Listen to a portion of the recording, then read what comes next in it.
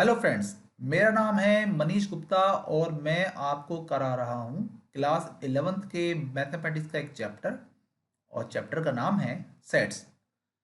ये चैप्टर मैं आपको एनसीईआरटी बुक से करा रहा हूँ और आज इस चैप्टर पर मेरा पहला लेक्चर है।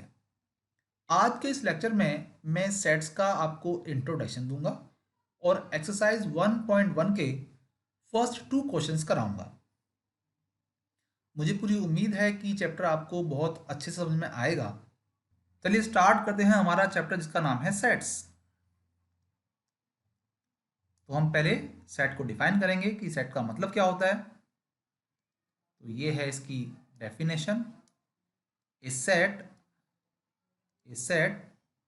Is a well defined well defined collection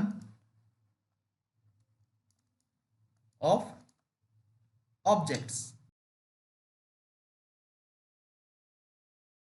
जो वर्ड है वेल डिफाइंड, ठीक है, आप इसे जरा समझिए। वेल डिफाइंड का मतलब ये होता है कि सभी लोग इस बात से सहमत हों कि ये चीज ऐसी ही है। जैसे अगर मैं आपसे क्वेश्चन पूछूं कि बताइए इंडिया के 3 बेस्ट क्रिकेट प्लेयर कौन कौन से हैं, तो कोई कहेगा सचिन तेंदुलकर, कोई कहेगा विराट कोहली, कोई कहेगा महेंद्र सिंह धोनी, कोई कुछ कहेगा। तो जो जिसका फेवरेट है वो उस क्रिकेटर का नाम लेगा।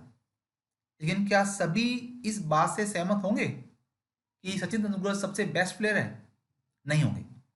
कोई विराट कोहली का नाम लेगा, कोई गांगुली का नाम लेगा, क्योंकि बेस्ट का मतलब क्या है ये डिफाइन नहीं है। कलेक्शन का मतलब हम लोग एग्रीगेट से भी ले सकते हैं, एग्रीगेट्स, और हम इसको क्लास भी कह सकते हैं। ऑब्जेक्ट से हमारा मतलब मेंबर से होता है, ठीक है, यह हमारा मतलब एलिमेंट से भी हो सकता है। इन सभी का एक ही मतलब है। ऑब्जेक्ट मतलब member, elements, collection means aggregate या क्लास। एक ही सिंबल है ये वाला, जिसका मतलब होता है या जिसको पढ़ा जाता है बिलोंग्स टू। और एक सिंबल है ये वाला, इसे हम कहते हैं या पढ़ते हैं डज नॉट बिलोंग्स टू। ठीक है। अब मान लीजिए कि if A is the element of set ए, ठीक है, यानी जो हमने एक ग्रुप बनाया है उसके अंदर एक एलिमेंट ए आता है, तो हम इसको लिखते हैं A belongs to set A. और अगर यानी कि if B is not the element of set B, यानी कि जो हमने सेट बी बनाया है उसके अंदर अगर एलिमेंट बी नहीं है, तो हम इसको लिखते हैं इस तरीके से कि B does not belongs to set B. तो आप समझ गए कि ये वाला सिंबल कैसे यूज करना है और ये वाला सिंबल कैसे यूज करना है। अब मैं आपको एक नोट लिखवा रहा हूं, लिखिए नोट वन है कि a set is always denoted by the capital letter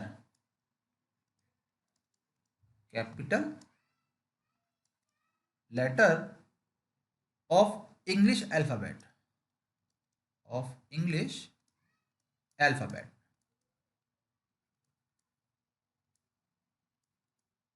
ठीक है। फॉर एग्जाम्पल हम किसी सेट को या तो ए कहेंगे, कैपिटल ए कहेंगे, या कैपिटल बी से डिनोट करेंगे, या कैपिटल सी से, या कैपिटल डी से, इस तरीके से हम एक और नोट लिखिए। नोट नंबर टू है the elements of a set are denoted bye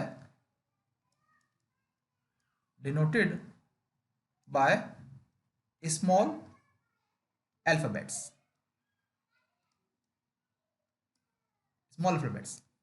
यानी उनको उसको हम small A, small B, small C, ठीक है, से रिप्रेजेंट करते हैं। अब एक बात ध्यान रखनी है आपको, आप चाहें तो उनको नोट के तौर पर लिख सकते हैं, नोट कि फ्यू सेट्स ऐसे हैं जिनको हम इन्हीं कैपिटल लेटर से रिप्रेजेंट करते हैं, ठीक है। जैसे हम नेचुरल नंबर के सेट को हमेशा एन से डिनोट करते हैं, तो जब भी कभी आपको कैपिटल एन लिखा नजर आएगा तो आप समझ जाएंगे कि हम नेचुरल नंबर की बात कर रहे हैं। So N means a set of natural numbers. Natural number क्या होते हैं ये आपको मालूम ही है, ये होते हैं हमारे 1 2 3 एंड सो ऑन, ठीक है। जेड से हम इंटीजर्स को रिप्रेजेंट करते हैं, यानी z is equal to a set of integer values, integers. और इंटीजर क्या होते हैं, ये होते हैं जैसे -3 -2 -1 0 1 2 3 एंड सो ऑन। हम z प्लस से पॉजिटिव इंटीजर्स को रिप्रेजेंट करते हैं, यानी a set of positive integers,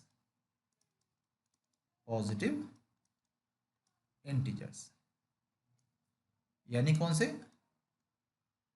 0 1 2 3 and so on. हम Q से रिप्रेजेंट करते हैं a set of rational numbers, a set of rational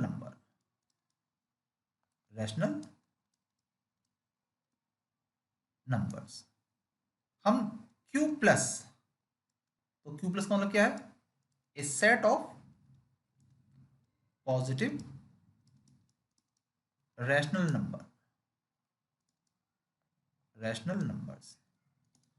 rational number क्या होते हैं ये आपको पता ही है, जैसे कि 2/3 -5/7, इस तरीके से, ठीक है। आर का मतलब होता है a set of real numbers. देखिए जितने भी नंबर्स दुनिया में होते हैं उन सबको हम रियल नंबर कहते हैं। आर प्लस का मतलब होता है a set of positive real number,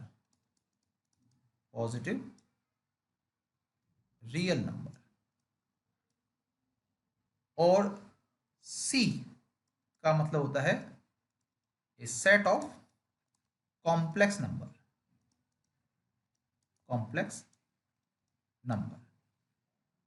तो ये कुछ लेटर्स को हमने रिजर्व रखा है कि इसका मतलब इन्हीं सेट से होता है। चलिए अब हम एक्सरसाइज 1.1 का क्वेश्चन 1 कर लेते हैं, जो अब तक हमने पढ़ा है उसके बेस्ड ये क्वेश्चन है। जो हमारा क्वेश्चन 1 है इसमें हमसे पूछा है कि which of the following are sets. तो मैंने आपको बताया था कि सेट का मतलब क्या होता है, set is a collection of well defined objects. तो अगर ऑब्जेक्ट हमारे वेल डिफाइन है तो उनके कलेक्शन को हम सेट कहेंगे, अदरवाइज नहीं कहेंगे, ठीक है। तो हमारा पहला पार्ट है the collection of all the months of a year beginning with letter J. क्या आप जानते हैं कि वो कौन कौन से मंथ्स हैं एक साल में, 1 ईयर में, जो जे से स्टार्ट होते हैं। तो बच्चे करेंगे सर हमें मालूम है कि एक मंथ होता है जनवरी का, एक मंथ होता है हमारा जून का, एक मंथ होता है हमारा जुलाई का, इसके अलावा और कोई मंथ नहीं होता। तो क्योंकि ये जो हमारा सेट बना, ये जो हमारे कलेक्शन ऑफ डाटा है, ये क्या है, ये वेल डिफाइन है, ठीक है। तो ये क्या कहलाएगा, ये एक सेट कहलाएगा। क्वेश्चन 1 का जो सेकंड पार्ट है वो क्या कह रहा है, the collection of 10 most talented writers of India.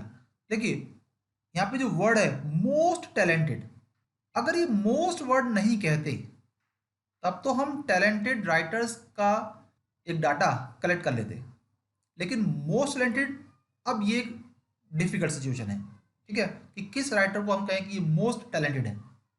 तो क्योंकि मोस्ट टैलेंटेड एक वेल डिफाइंड सिचुएशन नहीं है, इसलिए हम इसके डाटा को कलेक्ट नहीं कर पाएंगे। ठीक है, इसलिए ये सेट नहीं है, तो ये सेट नहीं है। A team of 11 best cricket batsman of the world, क्या ये पॉसिबल है कि best cricket batsman of the world, ये पॉसिबल नहीं है। ठीक है ना, क्योंकि किसी को सचिन तेंदुलकर पसंद है, किसी को विराट कोहली पसंद है, किसी को कुछ पसंद है, किसी को कोई पसंद है, तो वो उसी के लिए बेस्ट बैट्समैन माना जाएगा। लेकिन सभी के लिए ऐसा नहीं है, इसलिए ये वेल डिफाइंड नहीं कहा जाएगा, इसलिए ये सेट भी नहीं है। फोर्थ पार्ट है हमारा the collection of all boys of your class. हाँ, ये तो आप कह सकते हैं ना कि भाई ये बॉय है, ये गर्ल है ना, तो ये जो ऑब्जेक्ट होंगे ये क्या होंगे, ये वेल डिफाइन होंगे। ठीक है, बॉयज क्या है, वेल डिफाइन होते हैं। ठीक है, इसलिए ये क्या बनाएगा, एक सेट बनाएगा। तो हाँ, ये एक सेट है। Fifth part the collection of all natural number less than 100। तो ये हमें मालूम है कि 1 नेचुरल नंबर होता है, 2 नेचुरल नंबर होता है, 3 नेचुरल नंबर होता है। तो ये नेचुरल नंबर सभी के लिए हैं, कोई ये तो नहीं कह सकता ना कि 3 कोई नेचुरल नंबर नहीं होता भाई, है ना। तो सभी को पता है कि 1 2 3 क्या है, ये नेचुरल नंबर है। तो हम ये काउंट भी कर सकते हैं ना कि कितने नेचुरल नंबर हैं जो 100 से कम है, तो हम ये बता पाएंगे, इसलिए ये भी एक सेट है। सिक्स पार्ट है हमारा एक collection of novel written by writer Munshi Premchand. देखिए, मुंशी प्रेमचंद एक वेल नोन राइटर्स हैं और उन्होंने जो भी नॉवल लिखे हैं वो सारे पब्लिश्ड हैं, और पब्लिकेशन के पास उसका रिकॉर्ड है कि इन्होंने ये नॉवल लिखे हैं, तो इनको हम इजीली काउंट कर सकते हैं। तो डेफिनेटली ये क्या है, एक सेट ऑफ कलेक्शन है, एक well defined set of collection है, इसलिए हम इसको सेट कह सकते हैं। The collection of all even integers. अब इवन इंटीजर्स क्या होते हैं, इवन नंबर हमारे होते हैं, जैसे 2 होता है, 4 होता है, 6 होता है ना, ये सारे क्या हमारे, ये सारे हमारे इवन नंबर्स होते हैं। ठीक है ना, क्या कोई ये कह सकता है कि भाई 8 एक जो है इवन नंबर नहीं होता, ऐसा नहीं कह सकता ना कोई भी। तो क्योंकि इवन नंबर क्या होते हैं, ये वेल डिफाइंड है, इसलिए क्या होगा, ये भी एक सेट होगा। The collection of questions in this chapter, जो ये चैप्टर हम कर रहे हैं सेट्स का, इसमें कितने क्वेश्चन हैं, ये तो वेल डिफाइंड है ना, हर कोई काउंट कर सकता है, तो इसलिए ये क्या होगा, ये भी एक सेट होगा। नाइन्थ पार्ट है हमारा the collection of most dangerous animal of the world. अब देखिए, मोस्ट डेंजरस एनिमल, कुछ लोग तो कॉकरोच से डर जाते हैं, तो उनके लिए तो वही एक डेंजरस एनिमल है। कुछ लोग तो शेर से भी डरते नहीं है, तो उनके लिए तो वो डेंजरस एनिमल नहीं कहलाएगा। ठीक है, तो ये कहना बड़ा मुश्किल है कि कौन सा एनिमल डेंजरस है, कौन सा एनिमल डेंजरस नहीं है। तो क्योंकि मोस्ट डेंजरस एनिमल को वेल डिफाइन हम नहीं कह सकते, इसलिए ये एक सेट नहीं हो सकता। चलिए, अब हम करेंगे हमारा क्वेश्चन नंबर 2 एक्सरसाइज 1.1 से, जिसके अंदर हमें एक सेट दिया हुआ है ए, और उसके अंदर एलिमेंट दिए हैं 1 2 3 4 5 6, और कह रहे हैं कि insert the appropriate symbol, belongs to का साइन है ये, और ये डज नॉट बिलोंग्स टू का साइन है। ठीक है, इन द ब्लैंक स्पेस। अब आप देखिए कि एलिमेंट 5 क्या इस सेट के अंदर आ रहा है, हाँ इसके अंदर है, तो आप लगाइए सिंबल ये वाला, यानी हम लगाएंगे यहाँ पर सिंबल बिलोंग्स टू का। हम देख रहे हैं कि सेकंड पार्ट में 8 इस सेट ए के अंदर नहीं है, तो 8 क्या है, डज नॉट बिलोंग्स टू। ठीक है, 0, क्या 0 सेट ए के अंदर है, नहीं है, तो ये भी क्या है, डज नॉट बिलोंग्स टू। 4 को देखें तो 4 इस सेट के अंदर आ रहा है, हाँ आ रहा है, इसलिए 4 बिलोंग करता है सेट ए में। हम बात करें 2 की, फिफ्थ पार्ट में 2 की बात करें तो 2 सेट ए के अंदर है, इसलिए ये बिलोंग्स टू का साइन लगेगा यहाँ पर। और सिक्स्थ पार्ट में 10 सेट ए का एलिमेंट नहीं है, तो इसलिए हम क्या कहेंगे यहाँ पर, 10 डज नॉट बिलोंग्स टू ए। तो हम इसको कैसे पढ़ते हैं, हम इसको पढ़ते हैं 5 belongs to A, 8 does not belongs to A, 0 does not belongs to A, 4 belongs to A, 2 belongs to A, 10 does not belongs to A. मुझे पूरी उम्मीद है कि जो आज आपको मैंने पढ़ाया है वो आपको अच्छे से समझ में आया होगा। अगर आपको मेरा पढ़ाया पसंद आया है तो आप मेरी वीडियोस को प्लीज़ लाइक और शेयर करें, और इस तरह की और वीडियोस को देखने के लिए मेरे चैनल को सब्सक्राइब करें, और सब्सक्राइब के बराबर जो बेल आइकन है उसे ज़रूर दबाएं, ताकि मैं जब भी कोई नई वीडियो अपलोड करूं तो उसका नोटिफिकेशन आप पास पहुंच जाए। चलिए मिलते हैं अगले लेक्चर में अगले टॉपिक के साथ। तब तक के लिए बाय बाय, थैंक यू।